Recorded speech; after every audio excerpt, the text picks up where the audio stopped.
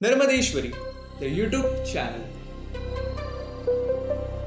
Corona से बचने के तरीके बाय डॉक्टर प्रवीण तोगड़िया। नमस्कार सभी हिंदू साथियों को नमस्कार। हमने अनेक दशकों से नारे लगाए, सौगंध राम की खाते हैं, मंदिर भव्य बनाएंगे। सौगंध राम की खाते हैं, मंदिर वहीं बनाएंगे। आज भगवान की कृपा से यह स्वप्न पूरा होने का समय आ रहा है। हम सब जानते हैं कि राम मंदिर निर्माण के लिए जो समिति और ट्रस्ट बना है, उनकी आज मीटिंग हुई और यह मीटिंग में अगस्त महीने में किसी भी दिन राम मंदिर का निर्माण प्रारंभ हो जाएगा। दुनिया के इतिहास में यहूदियों के बाद हिंदुओं ने अपने स्वाभिमान के लिए, अपने धर्म के लिए 500 वर्षों का संघर्ष किया और 500 वर्षों के संघर्ष के बाद जहां राम का भव्य मंदिर महाराजा विक्रमादित्य ने बनाया था, वह तोड़कर मुगल मुसलमान बाबर ने मस्जिद बनाई थी। 6 दिसंबर 92 को हिंदुओं के शौर्य पराक्रम ने उनको मिट्टी में मिला दिया और आज भव्य मंदिर हिंदुओं के शौर्य से, पराक्रम से और सर्वोच्च न्यायालय की निर्णय और स्वीकृति से बनने जा रहा है। यह हिंदुओं का ऐतिहासिक विजय है। हमारा अभियान राम मंदिर से राम राज्य तक था, वेलफेयर स्टेट। मंदिर तो बन गया, आनंद है। हमने सबने अपना धर्म कर्म किया। दूसरे लोगों का धर्म और कर्म वह जाने। हम तो कार सेवा में भी गए, लाखों लोग गए, अनेक लोगों ने अपना बेटा भी कुर्बान किया। हमने अपना धर्म किया, कर्म किया और राम मंदिर में समय देने के लिए सौभाग्य प्राप्त हुआ। दूसरे उनके कर्म जाने, धर्म जाने। आनंद है कि मंदिर बनने जा रहा है। पूरा हिंदू समाज बहुत खुश है कि 500 वर्षों के बाद भारत में भव्य राम मंदिर के द्वारा हमारे स्वाभिमान की पुनः प्रतिष्ठा होने जा रही है। आज राम मंदिर के ट्रस्ट की बैठक और उनकी चर्चा के आधार पर मैं सभी हिंदुओं के साथ मंदिर बनने की खुशी में सम्मिलित हो रहा हूं। आज मैं एक दूसरा विषय की ओर ध्यान दूंगा। हिंदू बचेगा तो हिंदू जीतेगा। Hindu will live, Hindu will win. और आज हिंदुओं के लिए सबसे बड़ा खतरा पूरी दुनिया की भांति कोरोना के कारण आ रहा है। आपको पता है, आज ही हमारे अकेले महाराष्ट्र में 8,000 केस, पूरे देश में 35,000 केस, मानी 3 दिन में 1 लाख मरीज। और अभी अमेरिका की MIT का रिपोर्ट कुछ घंटों पहले कह रहा था कि फरवरी मानी 2021 तक भारत में हर रोज मरीजों की संख्या 2.5 से 3 लाख हो जाएगी। और तब तक दुनिया में 20 से 25 करोड़ मरीज होंगे। हम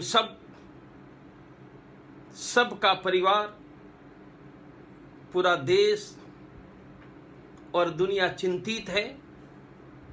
मैं डॉक्टर के नाते आज सभी मेरे हिंदू साथियों के साथ और हिंदू जनता के साथ कोरोना के बारे में आप समझ पाए, यह सादी भाषा में डॉक्टरी बात, ताकि आपकी सुरक्षा हो, आपके परिवार की सुरक्षा हो, सभी हिंदुओं की सुरक्षा हो। हिंदू बचेगा, हिंदू जीतेगा, Hindu will live, Hindu will win. मुझ पर जगह जगह से, देश भर में से फोन आते रहते हैं। मुझे जगह जगह से फोन आते हैं कि मैंने मास्क तो पहना था और फिर भी कोरोना हो गया। ये हुआ कैसे? फोन करते हैं कि मेरे बगल के घर में कोरोना है, मेरी कॉलोनी में कोरोना के 9 मरीज हैं, मुझे कोरोना तो नहीं हो जाएगा। मैं हर रोज ऑफिस में जाता हूं, और ऑफिस में भी कोरोना के पेशेंट अनजान में आ रहे हैं, लोग आ रहे हैं, मुझे कोरोना नहीं होगा। लोग पूछ रहे हैं कि खांसी आ रही है, मुझे कोरोना तो नहीं हो गया है। कोरोना के लिए मुझे नजदीकी कौन से हॉस्पिटल में जाना है, कौन सा टेस्ट करवाना है। आज लगभग प्रत्येक व्यक्ति, प्रत्येक परिवार की चिंता है। कोरोना गांवों तक फैला है। हमारा बिहार, जहां कोरोना के मरीज थे ही नहीं, वहां आज कोरोना के 1700 मरीज बढ़े हैं। कोरोना का प्रारंभ तो दुनिया भर में घूमने वाले बड़े शहरों से हुआ। आज जहां विदेश में कोई नहीं जा रहा है, ऐसे मेरे बिहार के छोटे से गांव, वहां कोरोना आ गया। उस स्थिति में जब देश में हर रोज कोरोना के 2.5-3 लाख मरीजों की स्थिति आने की सही या अंदाजित आशंका MIT अमेरिका व्यक्त कर रही है, तब हम सबको कुछ बातों की ओर ध्यान देना है। बार बार सब जगह कहते हैं मास्क, मैंने भी नहीं पहना है क्योंकि मैं रूम में अकेला हूं, वरना मैं पहनता। तो मास्क का ये एक प्रकार है, इनको डिस्पोजेबल कहते हैं। यह मास्क पहनने के बाद फेंक देना होता है। डिस्पोजेबल मास्क का फिर से उपयोग नहीं होता है। एक दूसरा मास्क, जो मास्क मैं आपको यहां दिखा रहा हूं, यह मास्क पहनकर हम धोने के बाद रीयूज कर सकते हैं। यह सादे कपड़े का मास्क होता है। एक तीसरा मास्क, जिनको N95 कहते हैं, यह मास्क जैसे मैंने पहनकर दिखाया, परंतु यह मास्क रेकमेंडेड है कि जो कोरोना के मरीज की ट्रीटमेंट करते हैं वह अनिवार्य रूप से उपयोग करें। बाकी के लिए यह उपयोग करना आवश्यक नहीं है, फिर भी मिलता है तो कर सकते हैं। अब लोग फोन करते हैं, मैं तो हमेशा बाहर जाता हूं तो मास्क पहन कर घूमता हूं, तो मुझे कोरोना कैसे हो गया? अरे मेरे भाइयों, मास्क तो पहन रहे हो, पर कोरोना न जाए उनकी सावधानी रख रहे हो क्या? हमारा हाथ जगह जगह पर लगता है, हाथ की अंगुलियों पर कोरोना चिपक जाता है। मानो मास्क पहनने के लिए आपने ऐसे मास्क पहना, मेरे सामने देखो, ऐसे मास्क पहना और यहां लगाया। बोलो आपकी अंगुलियों में कोरोना होगा तो मास्क में चिपकेगा, मास्क से सीधे शरीर में जाएगा या नहीं? याद रखो, कोरोना चारों ओर है, पर कोरोना के शरीर में जाने के 3 ही एंट्री पॉइंट, 3 ही प्रवेश द्वार, आंख, नाक, मुंह। कुछ डॉक्टर कहते हैं कान से भी जा सकते, 3 स्वीकृत है। इनके अलावा कोरोना चिपकेगा शरीर में जाकर, आपको कोरोना नहीं करेगा। मानो आपकी अंगुलियों से कोरोना चिपका है, आपने ऐसे पकड़कर ऐसे मास्क पहना, यहां कोरोना चिपक गया, बोलो नाक में जाएगा या नहीं? इसलिए मास्क अनिवार्य है। क्यों? कोरोना के 3 प्रवेश द्वार, आंख, नाक, मुंह, हम मास्क पहनेंगे तो हमारा नाक और मुंह से शरीर में कोरोना नहीं जाएगा, बाहर कितना भी कोरोना होगा। परंतु मास्क पहनना कैसे? दिन भर क्या ध्यान में रखना, यह नहीं रहोगे तो यह मास्क ही आपके शरीर में कोरोना घुसाने का काम करेगा। तो कौन सी सावधानी रखनी है? मास्क पहनने के पहले साबुन से हाथ धो। साबुन से हाथ धो लिया, हो गया। फिर मास्क कैसे पकड़ो? यह हिस्से पकड़ो, बाकी यथासंभव न पकड़ो। आपने साबुन से हाथ धोया है, पकड़ेगे तो भी हर्ज नहीं, पर आदत यह करो। यह करने के बाद ऐसे मास्क पहनो, पहनने के बाद यहां अच्छी तरह चिपक जाए, यह देखो। अब यह होने के बाद आप बाहर जाओगे, आपका हाथ कहीं कहीं लगेगा, कहीं कोरोना आ सकता है। अब आपको मास्क से हाथ नहीं लगाना है। मैं विशेष करके टीवी पर देखता हूं, लोग ऐसे ऐसे करते रहे, ऐसे ऐसे करते हैं, ऐसे ऐसे करते हैं। कुछ लोग तो ऐसे करके बात करते हैं, अरे मेरे भाइयों नाक खुला है, आपने कोरोना को तो एंट्री का हाईवे दे दिया है, कैसे बचोगे? इसलिए मास्क को हाथ नहीं लगाएंगे, ऊपर नीचे भी नहीं करेंगे। हाँ, नीचे खिसक गया किसी कारण सर, नाक से नीचे आ गया तो करना पड़ेगा। वह भी जैसे खिसक गई यहां से करो, उनको यहां टच नहीं करो, और करना है तो साबुन से हाथ धोकर करो। अब प्रश्न आता है कि चाय पिएंगे, खाना खाएंगे, तो मास्क तो कैसे पिएंगे? हटाना पड़ेगा ना। तो क्या करेंगे? ऐसे करके, ऐसे कान में मास्क लटकता रहेगा, कान में मास्क लटक कर चाय पियो। देखो मैं पानी पी रहा हूं,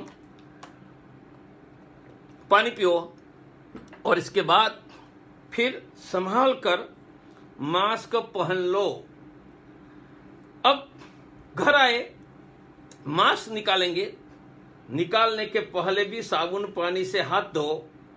हाथ धोने के बाद ऐसे दोनों जगह पकड़कर मास्क को सीधा थोड़ा गर्म पानी जिसमें साबुन है उसमें डालो, और इसके बाद फिर से साबुन से हाथ धो, मास्क को धोकर सुखा दो। दूसरे दिन मास्क फिर यही पद्धति से करो। आपने मास्क में इतनी सावधानी रखी तो आपका बहुत बड़ा सुरक्षा। याद रखो, मैंने कहा 2.25 लाख हर रोज के मरीज, जगह जगह कोरोना होगा, मास्क आपकी रक्षा करेगा। पर मैंने कहा कि कोरोना के देश में शरीर में 3 प्रवेश द्वार है, आंख, नाक, मुंह। तो नाक और मुंह तो मास्क से कवर होता है, आंख का क्या? इसलिए एक सुझाव चारों ओर से आ रहा है कि हमें आंख और फेस को भी प्रोटेक्ट करना चाहिए। मैंने मास्क पहना है, आंख का क्या? दूसरा, मेरे हाथ की अंगुली से कोरोना चिपकता है, यहां हाथ लगाऊंगा तो कोरोना आ जाएगा। इसलिए एक सुझाव, जिनको फेस कवर कहा है, यह फेस शील्ड है, यह करने से आंख कवर हो गई। दूसरा, अंगुलियों से कोरोना लगता है, किसी कारण से मेरा हाथ यहां आया तो यहां अंगुली लगेगी, मेरे नाक, मुंह, आंख तक नहीं जाएगी। मेरा मास्क के साथ सुझाव है कि मास्क पहनो ही। संभव है यह फेस शील्ड का उपयोग करो। बाहर जाते हैं, आपकी सुरक्षा बढ़ेगी। यह मास्क के संदर्भ में मास्क पहनने का तो देश भर में कैंपेन चल रहा है, परंतु मास्क की सावधानी हम रखेंगे तो सुरक्षा बढ़ेगी। मुझे दूसरी बताना है, कोरोना किससे मरता है? कोरोना हमारे शरीर में है तब अलग बात है, पर कोरोना दीवार में है, जमीन पर है, टेबल पर है, कुर्सी पर है, पर्स पर है, मोबाइल में है। किससे मरता है? 3 चीजों से मरते हैं। एक, साबुन अर्थात साबुन का पानी, साबुन कहते हैं तब लिक्विड सॉप, डिटर्जेंट, कुछ भी चल सकता है। दूसरा 60% अल्कोहल, जिनको अल्कोहल सैनिटाइजर कहते हैं। और तीसरे का नाम ध्यान से सुनो, सोडियम हाइपोक्लोराइड। सोडियम हाइपोक्लोराइड, यह 3 से कोरोना मर जाता है। 3 में सबसे आसान कौन सा है? साबुन। हर जगह मिलेगा, बाहर जाएंगे तो जेब में डालकर जाओगे, हर घंटे धोते रहोगे।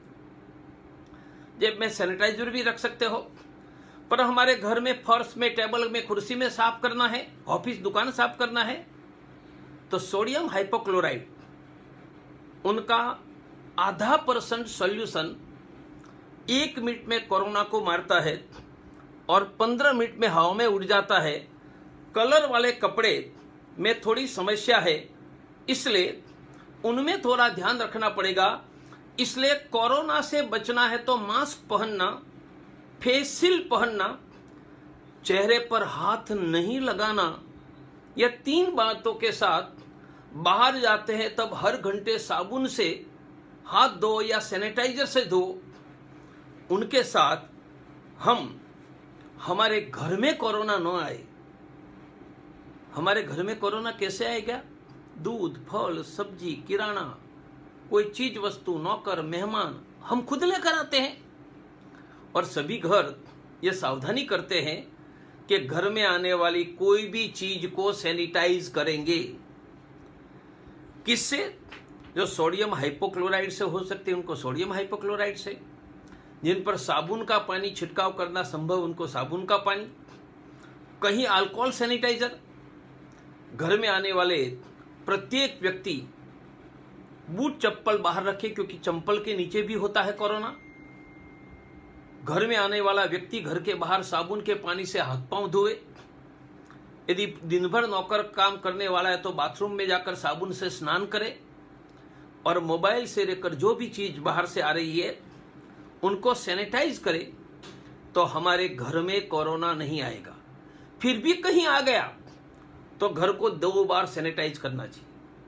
2 बार किस चीज से सैनिटाइज करेंगे? एक तो सोडियम हाइपोक्लोराइड का उपयोग कर सकते हैं, 0.5% सॉल्यूशन हर जगह मिलता है।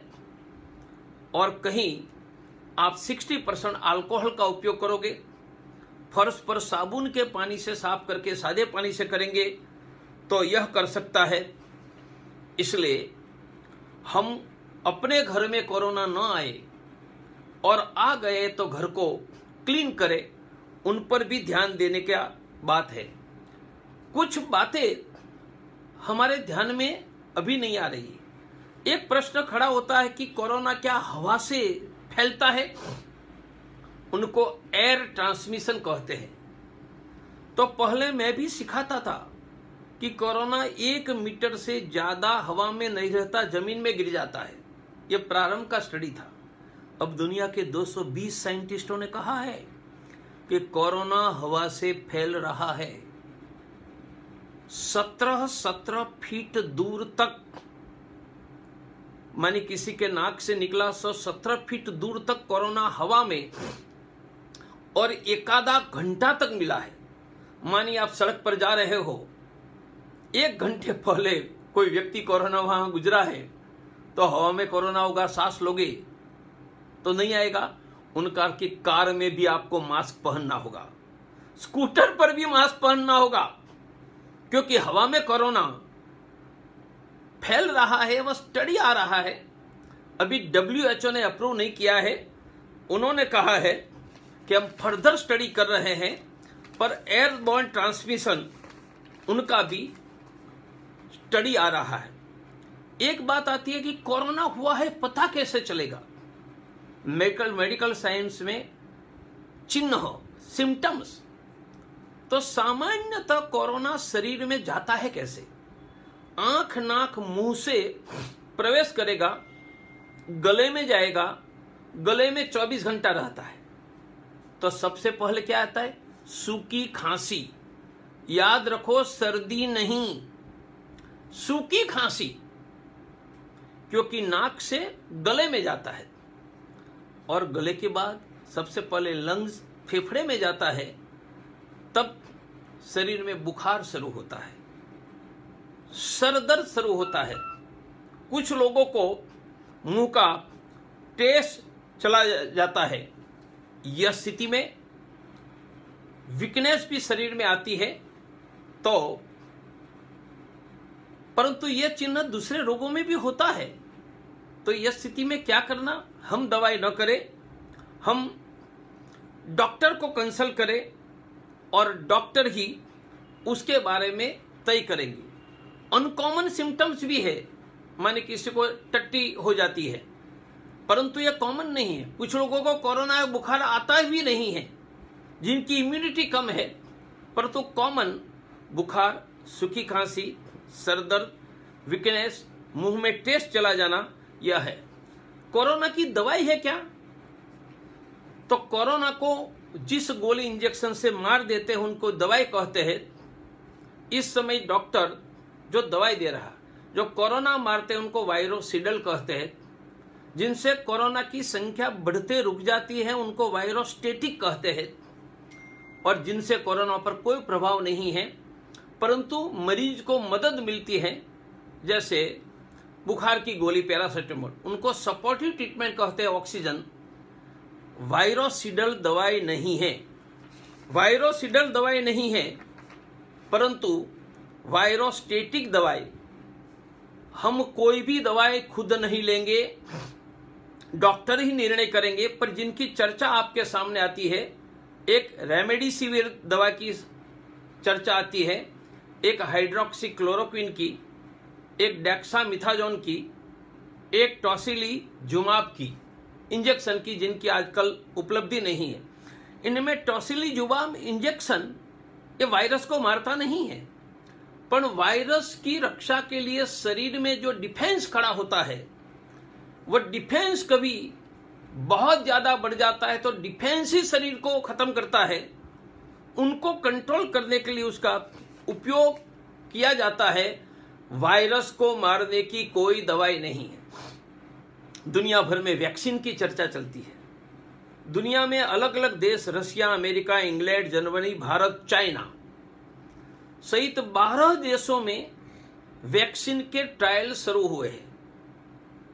हो सकता है कि इस वर्ष के अंत तक वैक्सीन आ जाए, परंतु आज वैक्सीन नहीं है।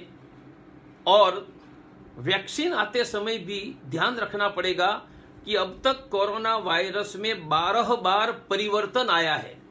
यह परिवर्तन को अंग्रेजी में म्यूटेशन कहते हैं। तो वायरस के विरुद्ध वैक्सीन तैयार होता है, मानो 12 वैरायटी के लिए हुआ, इसके बाद 3 परिवर्तन आए, वह तो वैक्सीन में नहीं होंगे। फिर भी वैक्सीन के कारण पुराने जितने वायरस के प्रकार है उसमें होगा। एक सबसे बहुत बड़ी चिंता का विषय है, जैसे भारत में इस समय 10.5 लाख मरीज है। दुनिया भर के स्टडी करने वाले कहते हैं कि एक टेस्ट से पॉजिटिव मरीज, मानी जिनका टेस्ट हुआ और मरीज है, ऐसा एक मरीज है तो 15 से 18 ऐसे मरीज है जिनका टेस्ट हुआ ही नहीं है।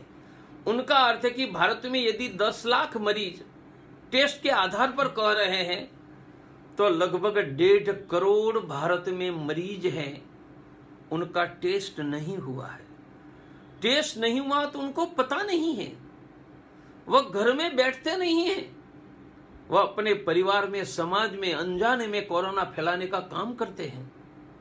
यह बहुत बड़ा चिंता का विषय दुनिया भर में है।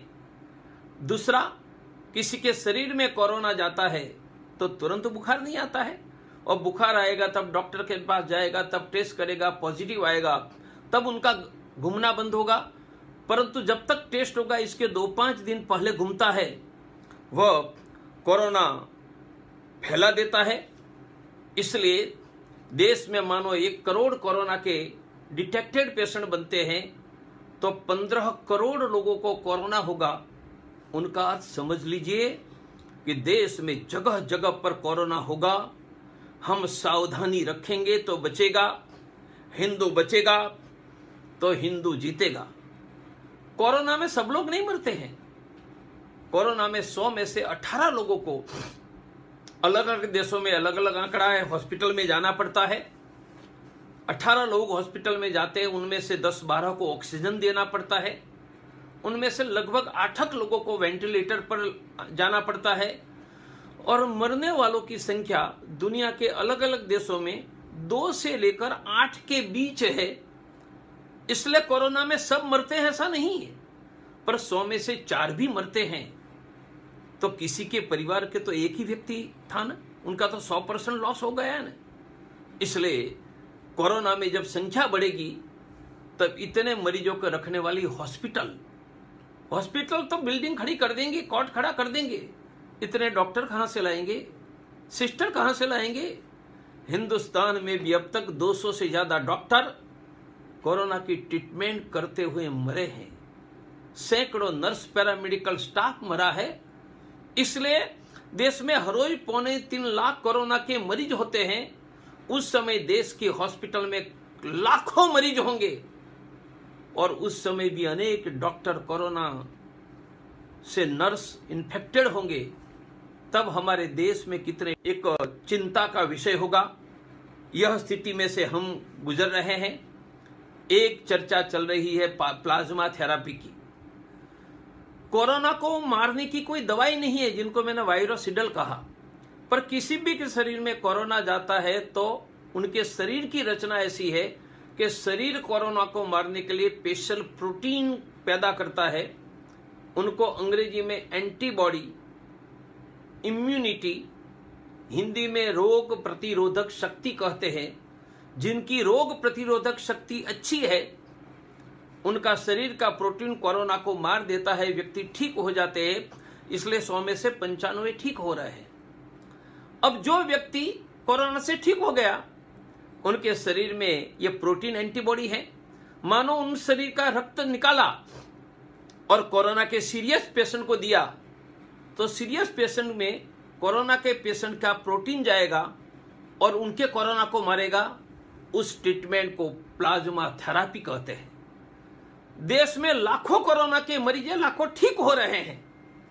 मैं सबको आह्वान करूंगा कि संकल्प करो कि जिनकी उम्र 18 से 45 है, बड़ा रोग नहीं और कोरोना से ठीक हुआ, आप प्लाज्मा दान करने के लिए तैयार हो जाओ। आप लोगों के प्राण बचाओगे। इंडिया हेल्थलाइन के द्वारा हमने प्लाज्मा बैंक शुरू की है। लिंक सब जगह मिलेगी। आपको मरीज के साथ जोड़ेंगे। इसलिए कोरोना की दवाई नहीं है। अरे भगवान ने कोरोना के हर मरीज को दवाई की फैक्ट्री बना दिया है, मुफ्त की। बस थोड़ा रक्तदान करो, कोई जोखिम नहीं है, कोई नुकसान नहीं है और लोगों का प्राण बचाने का पुण्य मिलेगा। अब जब मैंने कहा कि कोरोना को मारने के लिए शरीर प्रोटीन पैदा करता है जिसको एंटीबॉडी कहते हैं, उनको इम्यूनिटी, रोग प्रतिरोधक शक्ति कहा, तो एक प्रश्न आता है कि हमारी इम्यूनिटी कैसे बढ़ाएंगे। अरे मेरे भाइयों, भारत में जितने मसाले हैं ये सभी मसाले इम्यूनिटी बढ़ाने का काम करने वाले ही है। हम जो खट्टा खाते हैं वह नींबू होगा, कोकम होगा, वह भी हमारी इम्यूनिटी बढ़ाने का काम करते हैं। इसलिए हमारे पूर्वजों ने लंबे समय से कोरोना नहीं था तब भी इम्यूनिटी बढ़ाने की व्यवस्था की है। फिर भी इम्यूनिटी बढ़ाने के लिए क्या करो? अच्छा खाना खाओ, अच्छी नींद लो, थोड़ी शरीर अनुमति दे इतनी एक्सरसाइज करो। आपने इतना किया, आपकी इम्यूनिटी बढ़ेगी। इम्यूनिटी बढ़ाने के लिए कोई कॉस्टली दवाई की जरूरत नहीं है। घर के जो रूटीन मसाले हैं, खट्टा थोड़ा खाना, अच्छी नींद, अच्छा खाना, मैं देश के बंधुओं को कहूंगा कि पैसे का खर्च न करते हुए अपनी खाने के आधार पर इम्यूनिटी बढ़ाओ। अब रक्षाबंधन आ रहा है, हमारी बहन कहेगी कि भाई को रक्षा बांधने जाएंगे तो कोरोना नहीं चिपकेगा। अरे नहीं चिपकेगा, कैसे? भाई भी साबुन से हाथ धोएंगे, बहन भी धोएंगे, दोनों मास्क पहनेंगे, फिर रक्षाबंधन करने में कोई कोरोना का रिस्क नहीं। अभी श्रावण महीना चलता है, भगवान को अभिषेक करने जाएंगे। अरे अभिषेक करने जाएंगे उसके पहले भी साबुन से हाथ धोकर जाओ, मास्क लगा कर जाओ। मंदिर से वापस आने के बाद करो, और वहां भी 1 मीटर की दूरी रखो। और हमारे जितने उत्सव है उनमें यह सावधानी रखेंगे। एक बात करनी होगी कि जगह जगह का कोरोना है, तो हम सबसे सुरक्षित कहाँ है? अपने घर में। पर जिनको नौकरी धंधा व्यवसाय करना है उसको जाना ही पड़ेगा। जिनको अनिवार्य नहीं है वह घर से बाहर मत निकलो, न घूमने के लिए निकलो, हवा में कोरोना हो सकता है, न गप्पे लड़ाने के लिए निकलो। हाँ, नौकरी धंधा करना है तो करो। आप पूछोगे मैं नौकरी करने जाऊंगा, क्या सावधानी रखूंगा? मास्क पहनो, मास्क नाक से नीचे मत उतारो, चेहरे को हाथ मत लगाओ, हर घंटा साबुन से हाथ धो। घर आकर मैंने कहा ऐसे मास्क दो, और घर में आने के पहले साबुन के पानी से हाथ पांव धोकर बाथरूम में जाकर साबुन से स्नान करो। बाहर जाने वाला प्रत्येक व्यक्ति ये करेगा। कुछ लोग प्रश्न करते हैं कि मेरे बगल में कोरोना आ गया, मेरी कॉलोनी में 8 मरी जाएगी, क्या होगा? बगल के घर में आया हुआ कोरोना आपके घर में नहीं आएगा। कोरोना को इस प्रकार के पांव नहीं है, इसलिए जिनके घर में कोरोना आया है उनका घर का व्यक्ति आपके घर में नहीं आता है, कोई चीज नहीं आती है, आप उनके घर में नहीं जाते हैं, आप सुरक्षित हो। इसलिए मैंने कहा अनिवार्य नहीं है तो अभी 2-3 महीना लोगों के घर में न जाए। मैंने कोरोना के ध्यान में रखकर कुछ बातें आपको बताई है। मेरा विश्वास है आप पालन करोगे।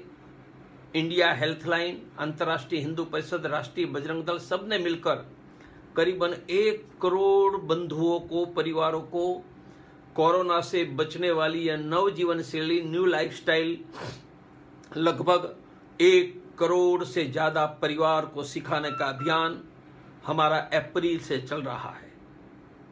आपका परिवार स्वस्थ रहे, सुखी रहे, कोरोना से बचे, और आप यह बात लोगों को बचाओ। प्लाज्मा बैंक के साथ जुड़कर लोगों से कोरोना से बचाने का काम करो। हिंदू जिएगा, हिंदू जीतेगा, हिंदू जिएगा ही, हिंदू जीतेगा। हमने राम मंदिर तो डंके की चोट पर बना दिया है, बनने जा रहा है। हम काशी मथुरा भी भगवान की कृपा से और समाज की ताकत से बना लेंगे। पर इसके लिए आपको स्वस्थ रहना होगा। स्वस्थ भारत, सुखी भारत, स्वस्थ हिंदू, सुखी Hindu, healthy India, happy India. Hindu जिएगा, हिंदू जीतेगा, Hindu will live, Hindu will win. नमस्कार, जय श्री राम, जय Shri Ram. Thank you for watching this video. Do subscribe the channel and hit the bell icon.